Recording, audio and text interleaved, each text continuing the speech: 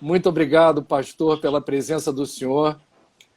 É um jovem de 33 anos, mas com uma vida já tão marcada por experiências ricas e intensas. Uma pessoa prolífica. Ele que está ligado à Igreja Batista do Caminho, ele que é escritor, ele que é ator, ele que já teve uma passagem pela vereança em Niterói e abdicou. Eu acabei de ler, viu, Henrique, ou reler a carta que você escreveu à época no Facebook, explicando por que você estava se afastando dessa vida político-partidária como vereador. E eu fico muito feliz porque hoje eu estou tendo a chance de ter um contato mais próximo contigo. Há vários amigos em comum, a jornalista Flavinha Oliveira, o Ivani dos Santos, um professor espírita de Nova Iguaçu, César Said, grande amigo, que também te conhece e te admira. E eu gostei muito quando, me permita chamá-lo de você, sugeriu que a nossa conversa versasse sobre esperança. Antes da gente enfrentar o tema da esperança em tempos de crise, por favor, me permita ouvi-lo sobre a sua interpretação teológica, no seu entendimento de Deus, a sua cosmovisão a respeito da pandemia. Por que estamos passando por isso, Henrique? Bom dia, André. Você me ouve bem? Estou ouvindo bem. Que bom. Obrigado pelo convite para participar desse espaço. Eu acompanho o seu trabalho como comunicador, como jornalista, como pensador. Então, agradeço pelo carinho para participar aqui com você. Olha, amigo, eu entendo, a partir da minha tradição de fé, que Deus criou o universo, criou a humanidade em amor e por amor. E tem uma teóloga chamada Dorothy Stoll, que ela fala o seguinte: a presença de Deus no mundo nunca é uma presença só observadora, mas é uma presença participante, ou seja, Deus se envolve com a humanidade. Deus chora as nossas lágrimas, Deus grita o nosso grito, Deus respira a nossa própria vida, a nossa própria existência. Por que eu estou dizendo isso? Porque com essa afirmação eu estou dizendo, primeiro, que a humanidade foi criada para ser livre e para desenvolver os seus próprios caminhos, e que Deus participa conosco dos riscos da vida, da beleza, mas também da tristeza da existência. O que isso quer dizer? Eu não vejo a pandemia como um recado de Deus, eu não vejo a pandemia como um sofrimento que Deus impõe para pedagogicamente nos ensinar algo. Eu entendo que a pandemia está dentro das consequências do nosso próprio modelo de vida, de organização, de relação com a natureza. Então, eu vejo a pandemia dentro desse lugar do desenvolvimento da liberdade humana. E no exercício da liberdade humana, coisas boas acontecem, coisas ruins acontecem, e às vezes como fruto das nossas escolhas individual e coletivamente. Agora, dizer que a pandemia não é uma ação direta ou indireta de Deus, não quer dizer que Deus não esteja conosco atravessando essa tempestade. Porque a presença de Deus nunca é observadora, é sempre participante. Ou seja, Deus está com a humanidade passando por esse processo de sofrimento, e eu creio que nós podemos aprender com a pandemia. Ou seja, eu não acho que a pandemia foi criada para nos ensinar, mas eu acho que diante da pandemia nós podemos aprender. Aprender sobre solidariedade, aprender sobre empatia, aprender sobre relação com o meio ambiente e por aí vai. Eu li uma entrevista recente sua que você dizia que estava respeitando o recolhimento social, embora muito demandado de trabalho, praticando meditação, praticando yoga, lidando com o universo familiar, nesse redesenho das rotinas, filho, etc. Para você, qual tem sido o principal aprendizado individual e coletivo do Brasil até aqui com a pandemia? Estamos aprendendo algo? Temos que aprender, não é possível que a gente não aprenda. Dessa lista aí que eu falei durante a entrevista, que você leu, vou confessar publicamente que algumas coisas eu estou conseguindo manter, outras coisas eu não estou conseguindo manter. A yoga foi uma tentativa inicial, mas eu não consegui dar prolongabilidade. Mas eu tenho procurado me dedicar a uma alimentação melhor, atividade física e momentos de oração e de meditação. A minha principal lição é a necessidade de gostar da minha própria companhia, André. Opa, que legal. De não me desesperar diante da solidão, de não me desesperar diante do silêncio, de não desesperar diante de ser muitas vezes a minha única presença num lugar. Eu ser a minha própria companhia. Então eu estou aprendendo a me sustentar mais, a desenvolver amor próprio, a não me incomodar tanto com o silêncio, a aceitar que a minha companhia pode ser boa para mim mesmo. Essa tem sido a minha principal lição. Às vezes a gente se joga muito nas relações humanas numa tentativa desesperada de que as pessoas nos salvem dos nossos dilemas. Mas eu acredito que quando a gente consegue primeiro se sustentar e se amar, a gente também consegue se relacionar com as pessoas com mais maturidade, com mais liberdade, com mais paciência, com mais carinho. Esse tem sido o principal desafio para mim. Aprender a gostar da minha companhia e amar com mais qualidade as pessoas que atravessam a minha vida. Como coletividade, como país, eu acho que nós estamos aprendendo duas coisas muito tristes. Primeira, até onde pode ir a desumanidade da própria humanidade, zombar do sofrimento humano, não se compadecer das pessoas, negar a gravidade dos fatos. Então a gente está aprendendo que, lamentavelmente, e tem registros históricos que nos provam isso, a humanidade desenvolver mecanismos muito antipáticos à vida, muito insensíveis ao sofrimento humano. Mas também estamos aprendendo o contrário disso, que é o que eu quero aprender como algo positivo para a gente reafirmar o valor da solidariedade. Se muitas pessoas não passaram fome totalmente nesse período, é porque a gente percebeu que o povo, quando se organiza, ele consegue produzir solidariedade e resolver problemas coletivos. Eu acho que o aprendizado positivo é esse, que mesmo tendo muita gente apostando ou reproduzindo a indiferença, a insensibilidade, o egocentrismo, a frieza diante da vida, nós podemos apostar na empatia, nós podemos apostar na sensibilidade, nós podemos apostar na solidariedade como forma de organizar a vida, a agenda, os recursos humanos, os recursos materiais. Então, se por um lado a desumanidade machuca tanto a própria humanidade, a solidariedade é uma força criativa e criadora de um outro país. Eu acredito que, calcados no valor da solidariedade, nós podemos ter outra economia, outra política, outra relação humana e superar graves problemas da nossa história. Henrique, eu vou te ouvir já já sobre religião e política, mas eu queria primeiro ouvir você sobre religião e ciência. Não apenas entre cristãos das mais diversas denominações, entre evangélicos e entre espíritas está acontecendo isso também, mas o que a gente tem visto é uma postura negacionista de desprezo pela ciência em nome de Deus. Quer dizer, eu vou para a rua, eventualmente aglomero, não uso máscara, me exponho ao risco, e se algo de ruim me acontecer, foi Deus que quis. É impressionante como a gente tem visto essa narrativa por aí.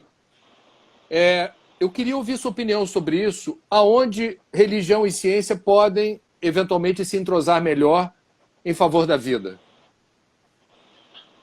André, a religião, você me permite fazer uma distinção claro, entre evidente. espiritualidade e religião?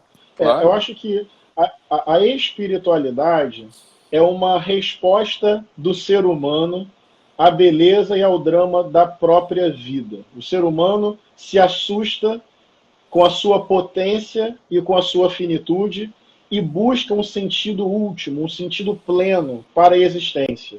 A espiritualidade, como diz Leonardo Boff, está muito associada ao amor, ao cuidado mútuo, a busca pelo bem comum, a harmonizar a vida.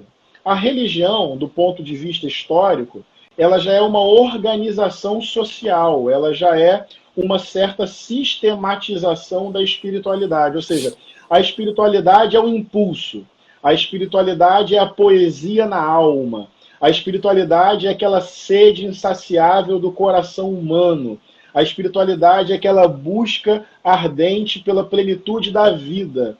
A espiritualidade tem mais perguntas do que respostas, né?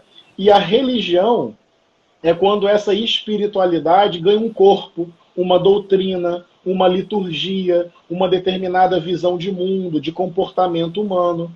Então tem experiências religiosas que alimentam a espiritualidade, que dão fôlego à espiritualidade, que deixam a espiritualidade se desenvolver e fluir.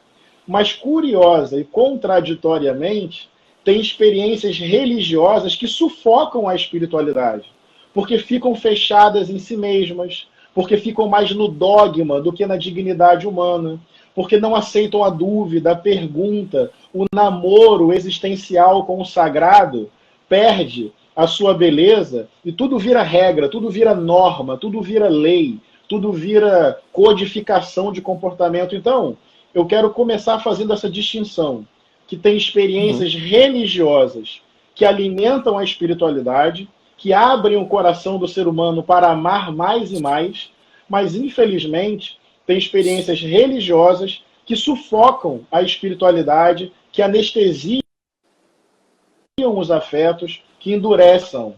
Dito isso, eu acredito tanto a espiritualidade quanto a religião podem valorizar a ciência como dá de Deus, como possibilidade que Deus nos dá de interpretar o mundo, de conhecer o mundo, de desenvolver conhecimento sobre o mundo, sobre a natureza, para o bem da vida, para o bem da humanidade. Portanto, a religião, ela, na minha compreensão, falando de forma mais simples e direta, Deus nos deu a possibilidade de pensar, Deus nos deu a possibilidade de interpretar, Deus nos deu a possibilidade de conhecer. O que o conhecimento humano está nos dizendo? Que o distanciamento social é importante para salvar vidas. Que o conhecimento humano está nos dizendo que agora tem uma vacina com alto grau de eficácia que pode, a curto, médio prazo, resolver o problema da pandemia. O que o conhecimento humano está nos dizendo? Que nós precisamos valorizar o nosso sistema de saúde, especialmente nosso sistema público. Ou seja, valorizar o que a ciência diz para o bem da vida, para mim, é uma atitude religiosa. Valorizar o conhecimento que Deus nos dá para promover o melhor da vida. Então, quando pastores, falando do meu campo de fé, prometem que Deus vai imunizar as pessoas, que não tem problema na igreja, isso é uma irresponsabilidade. Isso não tem amparo bíblico. Isso contraria o espírito do evangelho. Isso fere o conhecimento que Deus nos dá para a gente poder cuidar da vida. Então eu lamento profundamente essa postura negacionista diante de Deus. E ela não encontra respaldo, sabe onde, André? Na realidade. Sabe por quê? Pessoas estão morrendo, famílias estão chorando, as UTIs estão lotadas, igreja não é imunizante, pastor não é vacina. A própria Bíblia diz que o sol nasce para justos e injustos. Crer em Deus não é uma bolha protetora que nos imuniza do sofrimento, que nos imuniza das injustiças da vida ou de um vírus. Portanto, eu acredito que a religião pode entender a ciência como dádiva de Deus para a gente conhecer o mundo e buscar atuar no mundo para o melhor da vida. Triste é quando a ciência vira mercado, triste é quando a ciência se pauta mais no lucro do que no bem comum, mas a ciência, enquanto possibilidade de conhecimento para melhorar a vida das pessoas, para mim, é bênção e dádiva de Deus. Pastor Henrique Vieira, eu queria ouvir a sua opinião sobre... A gente vai chegar na esperança, tá? E o teu discurso já está impregnado de esperança. Eu estou sendo muito chato, André? Negativo. Do meu ponto de vista, você está com uma narrativa clara, objetiva e bem afinada, bem fundamentada. Eu queria entender a sua visão sobre religião e política nos seguintes termos.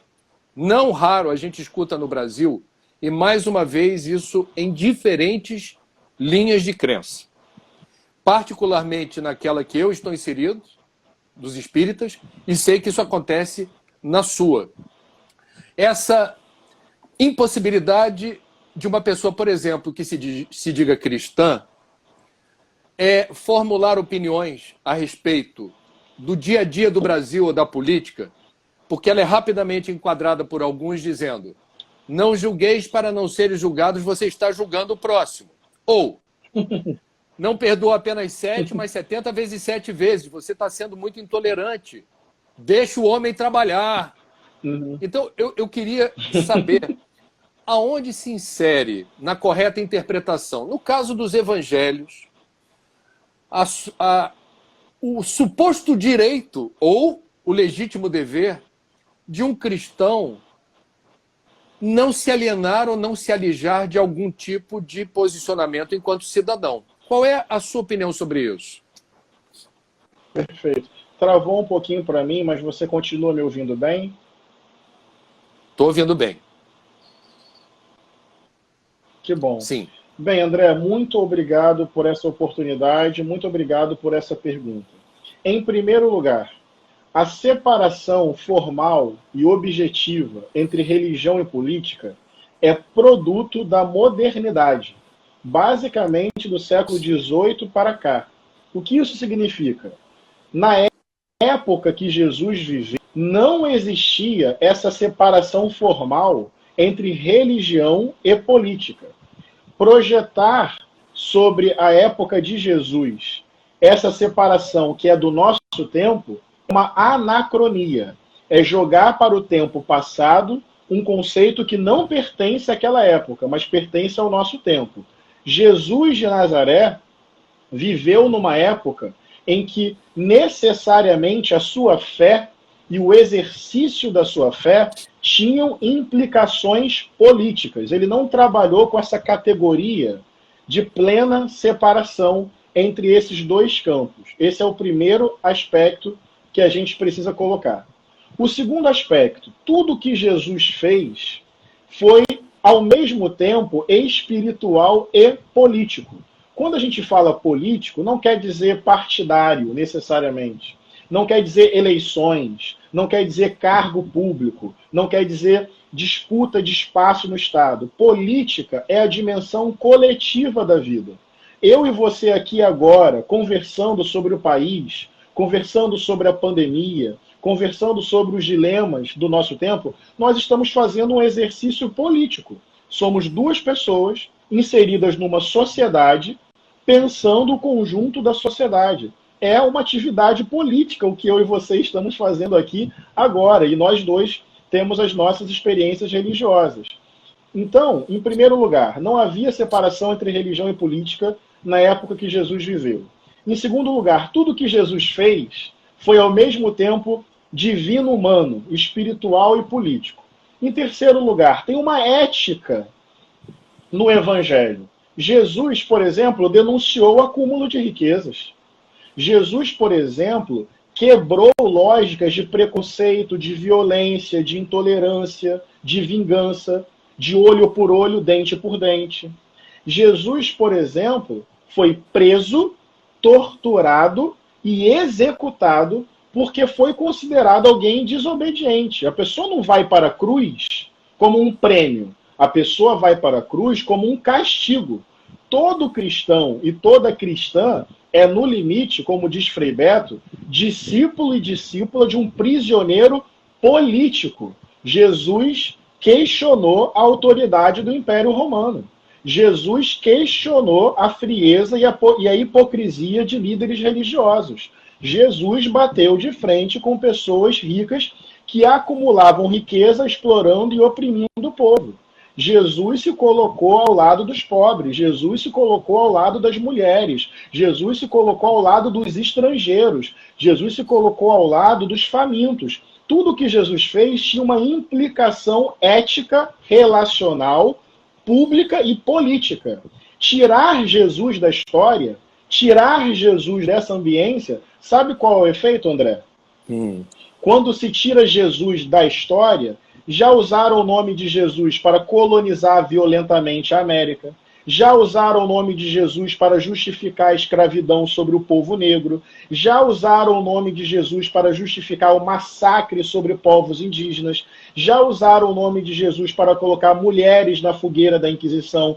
Hoje usam o nome de Jesus para exaltar a tortura, para exaltar torturador, para exaltar a ditadura. Porque quando você tira Jesus do chão de Nazaré, quando você tira Jesus da sua ambiência ética política, você faz com Jesus o que você quiser. Mas quando eu vou à história que os evangelhos contam, Jesus agiu em prol da paz, da dignidade humana, do respeito à diversidade, da defesa da justiça, da partilha de bens. Tudo isso tem implicação política, tem repercussão pública, transborda na sociedade. Eu fico imaginando quando aquela mulher que foi flagrada em adultério e foi levada na presença de Jesus, e essa é uma cena altamente violenta do ponto de vista patriarcal, porque só a mulher foi flagrada, só a mulher vai ser julgada. Cadê o homem dessa história? O homem foi isentado e a mulher foi culpabilizada. Daí chegaram os religiosos e falaram, olha, a lei manda apedrejar. Você consegue imaginar Jesus dizendo, não vou me meter nisso aí não? Não vou entrar. Jesus, em nome da sua fé, em nome da sua consciência de Deus, se posicionou, denunciando aquela violência e protegendo a dignidade daquela mulher. É só um exemplo bíblico que eu quero dar de que todo cristão e toda cristã tem o dever de se posicionar politicamente. Agora, isso merece uma explicação, André. Eu sou defensor do Estado laico. Eu sou defensor da democracia, do respeito à pluralidade de crenças religiosas e o respeito à não crença religiosa. Quando eu falo que existe relação entre fé e política, eu não estou falando de projeto de poder, de apropriação do Estado.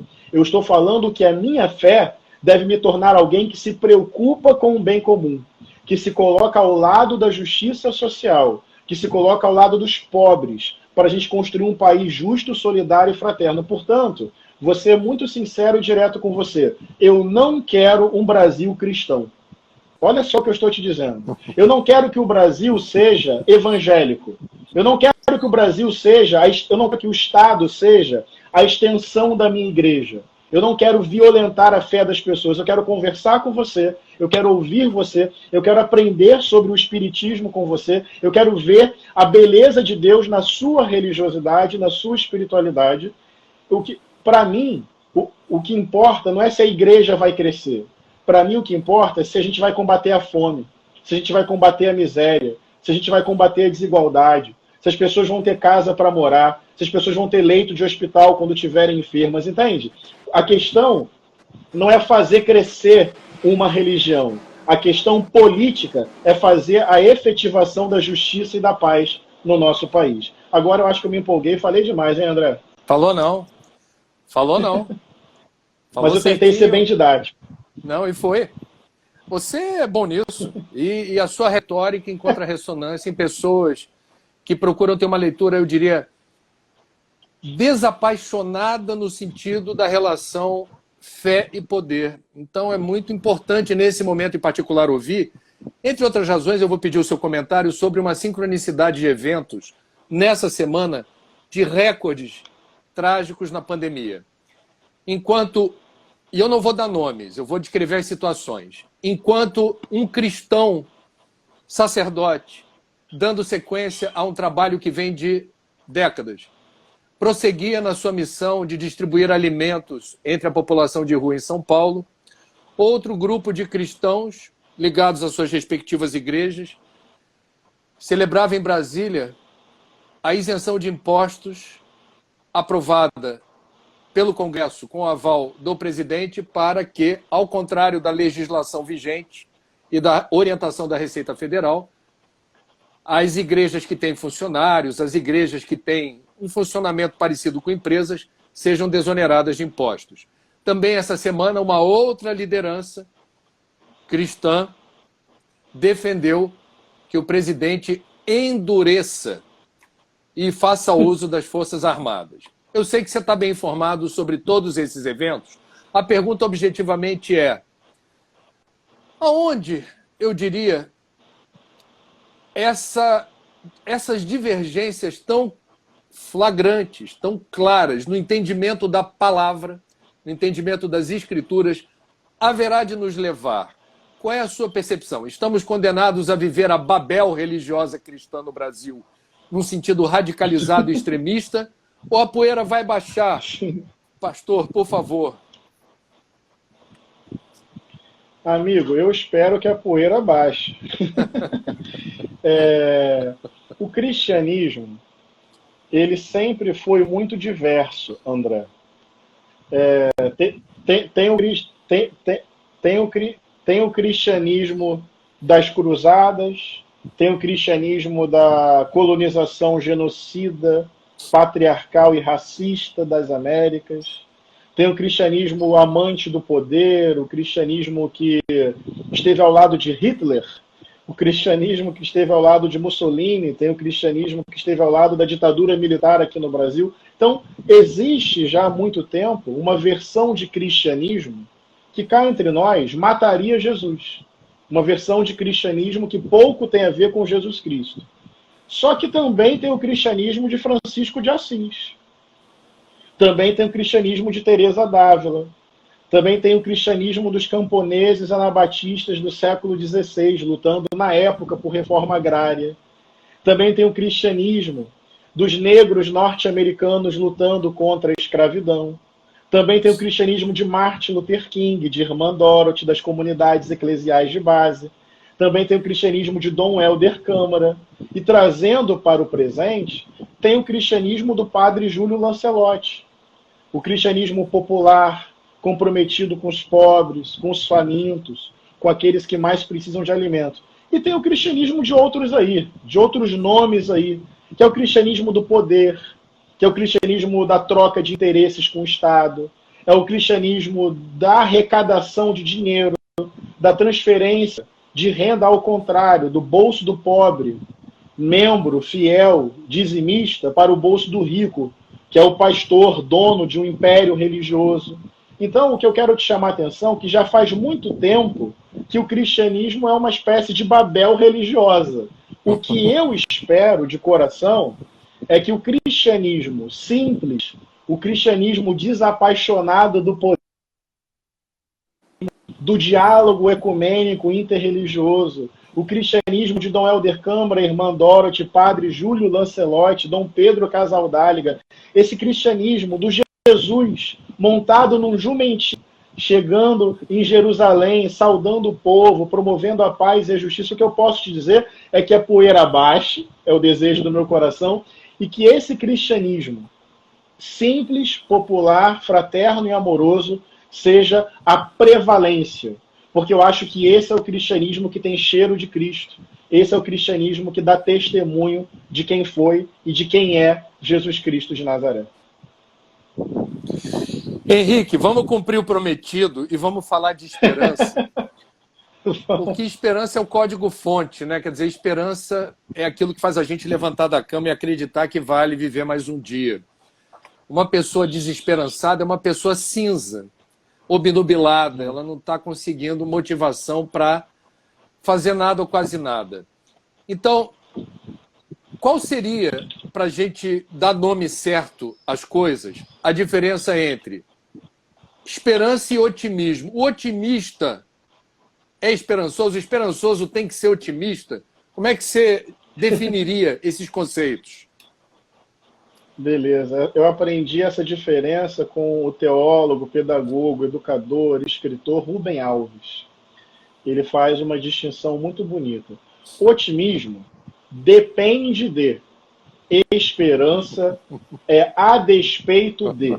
Otimismo é quando você olha para a realidade, observa a realidade, racionalmente você apreende pontos positivos e por conta disso você fica otimista. Então, o otimismo depende de uma observação que apreende pontos positivos da realidade. A esperança, André, é uma força interior que, mesmo quando a situação é completamente adversa, você, a despeito disso, segue em frente porque é o certo a se fazer. Eu tenho um exemplo para compartilhar com você. Quando os meus irmãos e as minhas irmãs, negros e negras, foram sequestrados violentamente da sua terra e trazidos para o trabalho escravo no Brasil, qual era a razão para o otimismo no porão do navio negreiro? Não havia razão para otimismo. Se o povo negro chegou até aqui, é porque em determinado momento da história, os meus irmãos e as minhas irmãs tiveram que lutar pelo presente e pelo futuro, se alimentando única e exclusivamente da esperança. Tem momentos na história que, lamentavelmente, não nos dão a chance do otimismo. Mas como a gente tem convicção generosa, como a gente tem amor pela humanidade, como a gente tem consciência histórica, a esperança é aquela força que, mesmo remando contra a maré, você segue em frente. Essa semana eu postei assim no Twitter. Tem gente que aposta no ódio. Sejamos espertos. Vamos insistir no amor. Vamos insistir no amor. A esperança é essa insistência na vida, mesmo quando a maré está contrária. A sua definição de esperança me aproximou muito do conceito de fé. Qual seria, portanto, a diferença entre esperança, que é acreditar teimosamente que em algum momento vai valer a pena, em algum momento vai dar certo, em algum momento eu viro o jogo, da palavra fé, na sua opinião? Que bom. Agora você me leva para Paulo Freire. Porque esperança são várias abordagens e você é um exímio entrevistador e vai me dando a chance de ir completando os conceitos. Porque primeiro eu falei que esperança é uma força interior, não é isso? Uhum. Mas isso não é suficiente. Isso não é suficiente. Isso não dá conta do conceito de esperança. Paulo Freire diz que esperança não vem do verbo esperar, que é aguardar, ter uma posição passiva diante da realidade. Esperança vem do verbo esperançar, ou seja, fazer a esperança acontecer.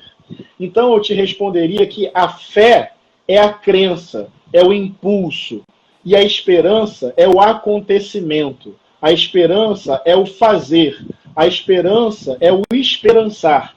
Então, a esperança é mais do que um ato de vontade. A esperança acontece quando o povo negro se organiza para lutar contra o racismo.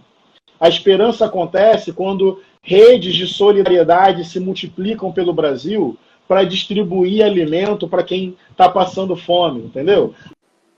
A esperança acontece quando o povo se organiza para lutar por reforma agrária. A esperança acontece. A esperança não é uma abstração. A esperança é um acontecimento. Então a fé é o impulso. A esperança é a atitude que nos leva adiante. Henrique, agora eu vou perguntar para o pastor. Quem nos assiste e não se percebe nem com esperança, nem com fé. E se sente muito distante dos estímulos que a vida, por vezes, traz, especialmente nos momentos difíceis, para a gente seguir em frente. Quem está desidratado de fé e enfraquecido da esperança? O que dizer para uma pessoa que esteja, nesse exato momento, encapsulado nessa imensa dor, nessa zona sombria, onde a luz da fé e aonde o frescor da esperança não alcança?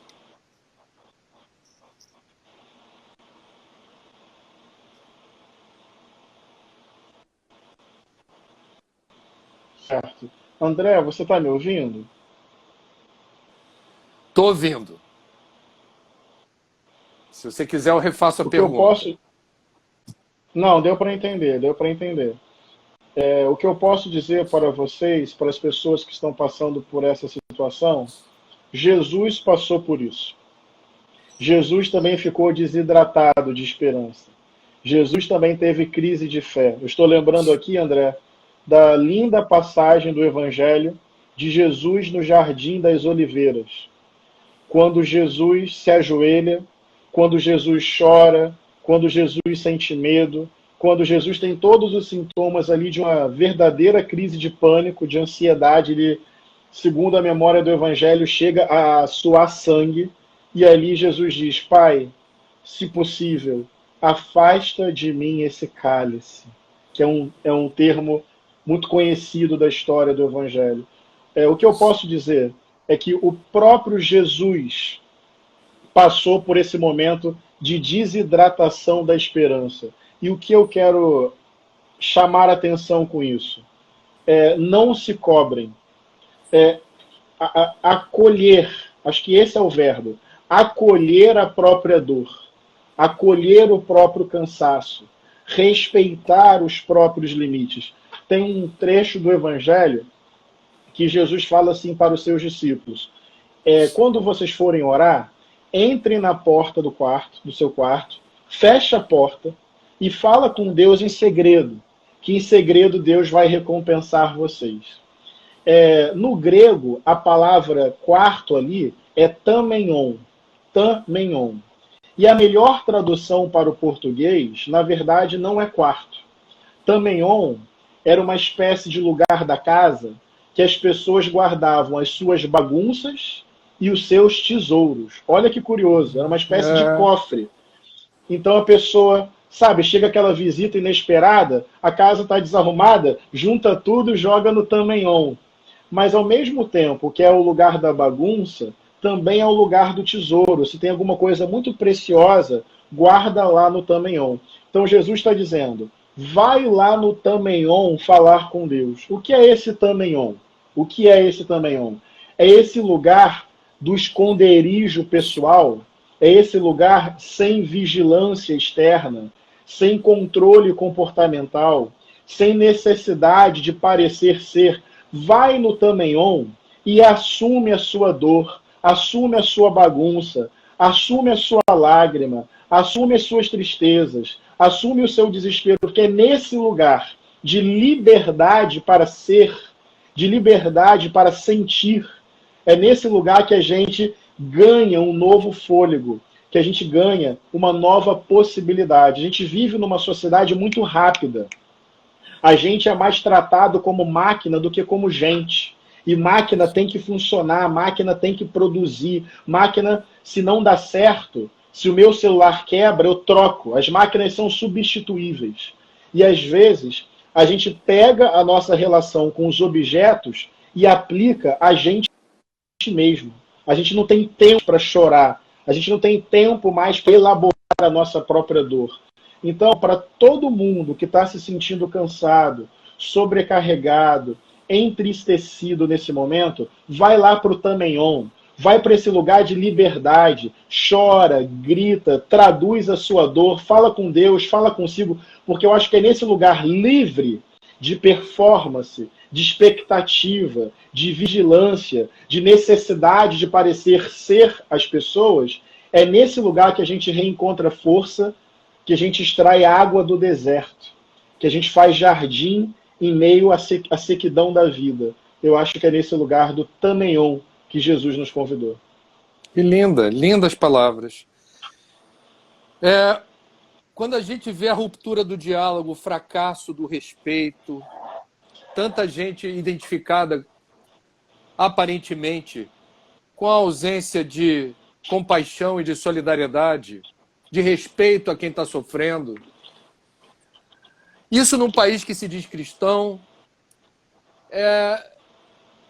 Onde é que a gente vai escorar a ideia de que em algum momento faremos valer o lado mais luminoso do Evangelho na reconciliação? A palavra é essa. A reconciliação do Brasil, que está fraturado. Há uma fratura exposta. E que ela é objeto de muita nutrição. São muitos nutrientes para essa fratura continuar aberta e exposta, quando se aposta no dissenso, na radicalidade, no extremismo. famílias, grupos de amigos, igrejas, instituições religiosas fraturados. A reconciliação, que é uma palavra que eu estou colocando no seu sentido superlativo. Você fala muito da ação coletiva, da esperança como algo que justifica movimentos coletivos. A gente vai conseguir dialogar de novo? A gente vai conseguir viver num ambiente onde as pessoas, a mesma disposição que elas têm de falar, elas terão de ouvir? Você acredita que o Brasil voltará a ser um país, se é que já foi, aonde essa reconciliação seja possível? Poxa, que legal pergunta, André. Você continua me ouvindo, né? Estou ouvindo bem. Eu acho assim, nós temos que ouvir mais do que falar, né? Deus nos deu 2 ouvidos e uma boca, isso quer dizer alguma coisa. Então, eu espero que sim, que nós tenhamos disposição para dialogar, disposição para disposição para não desumanizar nenhum ser humano. Quero deixar isso aqui bem evidente. Nem aquelas pessoas que nos desumanizam, nós devemos desumanizar. Entende? Eu acho que o caminho não é olho por olho, dente por dente. O caminho não é toma lá, dá cá. O caminho não é o caminho da vingança. Então, eu quero falar sobre diálogo, escuta mais do que fala, respeito à diversidade e capacidade de lidar com as diferenças. Mas você me permite trazer mais um elemento para o conceito de reconciliação? Sim. Reconciliação, na minha compreensão, precisa estar associada a reparações de injustiças históricas. O Brasil, a verdadeira reconciliação que nós precisamos passar tem a ver com a superação de opressões históricas. Mas atenção ao que eu vou dizer. Todo movimento coletivo em prol de uma reparação histórica vai gerar alguma instabilidade. Mas essa instabilidade é necessária para a gente superar uma injustiça histórica. Em outras palavras, o que eu estou querendo dizer? Reconciliação não pode significar brancos e negros se respeitam, mas a cada 23 minutos um jovem negro é assassinado. Deu para entender? Homens e mulheres se respeitam, mas toda hora uma mulher é estuprada no Brasil. Ricos e pobres se respeitam, mas os ricos continuam ganhando milhões e os pobres não têm o que comer. A reconciliação que não toca na ferida da injustiça não me serve. Sim. A reconciliação precisa ser acompanhada da justiça. E justiça é reparação, não é vingança. Ou seja, para ter uma verdadeira reconciliação entre brancos e negros, temos que vencer o racismo. Para ter uma verdadeira reconciliação entre homens e mulheres, temos que vencer o machismo. Para ter uma verdadeira reconciliação no Brasil, temos que superar... Como falar em reconciliação se a gente tem uma pequena parcela da população com tanta riqueza e andando aqui na Rua das Laranjeiras, no Rio de Janeiro, vai ter gente pedindo comida? Então, o que eu estou querendo chamar a atenção é porque, às vezes, não estou dizendo que é o seu caso, tá, André? Mas, às vezes, as pessoas pedem muita paciência aos oprimidos e como se reconciliação tivesse... Bom, não vou... Evidente o que eu quero dizer. Quantas vezes nas igrejas eu já quis falar sobre racismo? Que o cristianismo tem traços racistas, que existe violência contra as religiões de matriz africana, que existe subrepresentatividade de negros nos espaços de poder. Aí sabe o que eu ouvia de vez em quando, André? Não, não toca nesse assunto não, somos todos irmãos. Isso vai gerar conflito, isso vai gerar incômodo, isso vai nos dividir. Você entendeu a armadilha? André? Tô ouvindo. Você entendeu a armadilha desse discurso? É um anestésico fora então, de hora. Assim, então, acho que a reconciliação tem a ver com justiça, não com vingança, não com olho por olho, dente por dente, não como toma lá da cá, mas reconciliação tem a ver com reparação histórica, diálogo, escuta e respeito, na minha singela opinião. Na doutrina espírita, a gente repete com fundamento aquilo que nos parece ser um bom norte magnético da bússola, que é fora da caridade não há salvação. A gente fez uma entrevista com a Djamila Ribeiro, que foi muito didática e esclarecedora, sobre a armadilha do racismo estrutural e da desigualdade estrutural. E eu passei a ter a convicção de que, tão importante quanto socorrer com comida, porque quem tem pressa tem fome, para a gente vencer a desigualdade, a gente precisa oportunizar para todos a chance de ascender socialmente e realizar suas próprias escolhas na vida. Isso.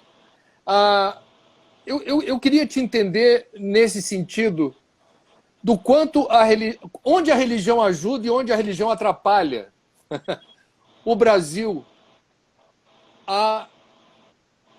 qual foi a palavra que você usou? Reconciliação, reparação.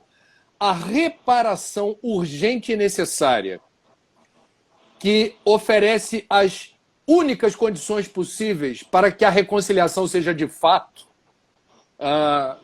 aconteça de fato, aonde a religião ajuda e onde ela atrapalha, aonde ela oferece anestésico e aonde ela oferece o agulhão que nos move para frente. Essa questão predomina nas religiões ou está mudando? Ou está mudando? Tomara que esteja mudando. Eu acho assim que Dom Helder Câmara tem uma frase genial. Ele disse assim uma vez: quando dei pão aos pobres, me chamaram de santo. Quando perguntei por que os pobres não têm pão, me chamaram de comunista. Então é um pouco isso. Eu acho que eu concordo muito com você. Quem tem fome tem pressa. A minha igreja, por exemplo, está com um projeto de compra de alimento de pequenos agricultores no estado do Rio, e a gente entrega esses alimentos para famílias do Morro da Providência. Quem tem fome tem pressa. Então, vamos partir desse lugar de acordo. Agora, como a religião pode ser mais do que isso? Não naturalizando as estruturas sociais. Boa. Esse é o ponto. É isso. A desigualdade não é vontade de Deus. A injustiça não é vontade de Deus. Ficar paradinho, olhando a injustiça, não é vontade de religião. Tem que ter coragem de dizer: a estrutura social é responsabilidade humana e cabe a nós transformar. E daí, lutar por política pública, lutar por garantia de direitos, lutar por saúde, por educação, geração de emprego, geração de renda, e por aí vai. Meu amigo, me diga, quando a gente começou a conversa falando de vários assuntos até aterrissar na esperança. A gente ouvindo epidemiologistas, virologistas, especialistas na área da saúde, não faltam motivos para a gente... Estou aqui. A conexão, ela vai e vem, mas eu estou te ouvindo alto e claro. Eu queria encerrar... Está ouvindo? Alô? Está picotando, mas eu estou ouvindo bem. Pastor Henrique Vieira. A conexão, a sintonia. Opa, foi? Voltamos. Esse horário que vai se aproximando do almoço, eu acho que é um horário que as bandas largas vão sendo demandadas por mais gente. Não sei se é isso que está atrapalhando a conexão. Vamos tentar. Alô? Agora foi, né, pastor? Tô Tamo aqui. junto. Oi, Você falou Rua das... deu uma travada. Deu uma travada. Você falou agora há pouco Rua das Laranjeiras, quando tem alguém pensando... Você mora em Laranjeiras? Moro em Laranjeiras. Somos vizinhos, amigo. Ah, Somos vizinhos. Olha que legal. E a gente foi saber isso aos 43 do segundo tempo, mas tudo bem. Deixa eu te... Seriam já praticamente as suas considerações finais, mas antes eu queria ouvir você falar sobre teologia negra. Eu queria que você explicasse como falar de reparação fazendo com que essa causa não seja apenas dos negros. Porque me parece que quando se fala de igualdade de gênero, enquanto essa luta for apenas das mulheres, não vai ser bom. Quando a gente fala da questão envolvendo a comunidade LGBTI+, e essa for uma luta apenas dessa comunidade, estamos mal parados também. Então, eu sou um entusiasta das lutas que conseguem agregar e inspirar quem não está nichado, ou não está, grosso modo, sofrendo as injunções da intolerância, do racismo, da perseguição, do feminicídio, etc. Mas a igualdade de gênero, a igualdade social, a igualdade racial ser uma causa do homem, do branco e do rico. Você acredita nisso ou a história dos movimentos sociais mostra uma outra realidade? Você acredita que a gente tem tudo para ser um país justo, com a gente trazendo pessoas de outros nichos, outros grupos, entendendo o que está em jogo, quando a gente fala de igualdade no sentido mais amplo? Com certeza, e não há outra alternativa. Evidente que a luta antirracista é protagonizada pelos negros, por nós negros. O racismo é uma estrutura social que confere vantagens a brancos e desvantagens a negros. O patriarcado é um sistema de dominação. Então é óbvio que os oprimidos, numa relação de opressão, que são a ponta da transformação. Mas para haver superação dessas opressões, aqueles que estão numa situação de privilégio precisam ter reconhecimento dessa condição e precisam saber abrir mão dos seus privilégios e precisam participar da luta que transforma a sociedade. Reconhecimento, abrir mão de privilégio e participar da luta que transforma estruturalmente as relações sociais. Eu acho que esse é o caminho para a gente poder produzir um país justo, solidário e fraterno, aí sim, de uma verdadeira igualdade, uma igualdade que não seja formal apenas, que não seja protocolar apenas, que não esteja apenas no papel da lei apenas, mas uma igualdade que a gente possa viver em paz, homens, mulheres, brancos, negros, héteros, gays, lésbicas, bissexuais, travestis, transexuais, enfim, uma igualdade de direitos e de plenitude de vida na diversidade. E sobre teologia negra, rapidamente, André, toda fala a respeito de Deus vem de algum lugar. Deus é eterno, nós não somos. E o que eu quero dizer é o seguinte, a janela, eu estou aqui de frente para uma janela na minha casa, e eu estou vendo a paisagem pelo enquadramento da minha janela, entendeu? Dentro do cristianismo, Deus está sendo visto e Deus está sendo falado há muito tempo pela janela da Casa Grande, pela janela do poder, pela janela do privilégio, pela janela do racismo. Só tem um grande problema nisso. Jesus de Nazaré viu o mundo pela janela dos oprimidos. Jesus de Nazaré viu o mundo pela janela dos pobres. A teologia negra, basicamente, vamos olhar para Jesus pelas mesmas lentes que Jesus olhou para Deus. Vamos olhar para Deus não pela janela da Casa Grande, mas pela janela do quilombo, pela janela da periferia, pela janela dos pobres, dos oprimidos. Num país racista, vou falar uma coisa meio chocante agora. Num país racista, se Deus é neutro, então Deus é racista. E a igreja também. Numa situação de injustiça, Deus prova seu amor por todos, se colocando ao lado dos injustiçados. Teologia negra é: como eu vou falar de Deus nesse país sem considerar a conexão direta do corpo de Cristo com o corpo negro, do corpo de Cristo com o corpo dos indígenas, do corpo de Cristo com o corpo das mulheres? De novo, voltamos ao assunto: reconciliação e reparação. Numa situação de injustiça, silêncio é cumplicidade com os opressores. Pastor Henrique Vieira, não estava no nosso script, mas considerando a imensa dor de numerosas perdas que crescem em progressão geométrica nessa fase da pandemia no nosso país, eu queria, antes de agradecer, já me despedindo, saber se você se sentiria à vontade de fazer uma prece que nos alcançasse a todos e nos ajudasse a encontrar esperança e ver luz pela frente. Pode ser? Com certeza. Pode, André. André, obrigado pelo convite, tá? Obrigado, querido. Obrigado mesmo. Sinta-se abraçado. Tá bom. Deus, Pai e Mãe. Deus, fonte de amor incondicional. Deus, tal qual o tempo e assim como o vento. Não podemos ver, mas cremos que sua existência é real.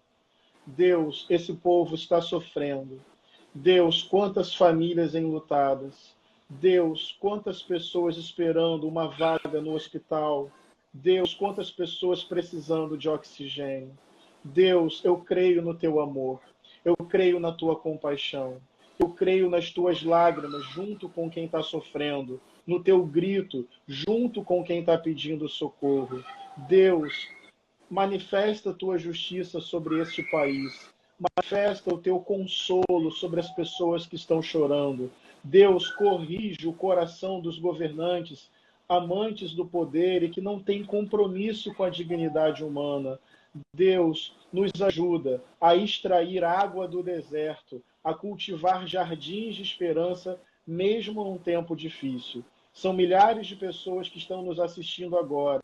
Cada pessoa com uma história, cada pessoa com um universo, cada pessoa com uma impressão digital e existencial. E o desejo do meu coração, independente de fé, de qual fé, se tem fé, o mais importante é que o amor chegue aos corações, que o consolo chegue aos corações, que o renovo chegue aos corações, que a esperança do esperançar chegue aos corações. Porque queremos ser aqueles e aquelas que não desistem da vida, que insistem na bondade, que insistem na misericórdia, que insistem no amor. Se tem gente comprometida demais em acordar e fazer o mal, que sejamos aqueles e aquelas que acordam para promover a bondade, inclusive para aqueles que desejam o mal. Essa é minha oração, em nome do futuro, em nome da esperança, em nome do amor, em nome de um tempo novo para esse país. Em nome de Jesus de Nazaré, em nome da diversidade religiosa. Amém, axé e amor. Oh, coisa boa, meu pai. Obrigado, querido. Obrigado por nos emocionar a todos. Fica com Deus. Um ótimo dia, viu? Gratidão. Ótimo dia, obrigado. meu amigo. Gratidão. Tudo de bom. Tchau, tchau.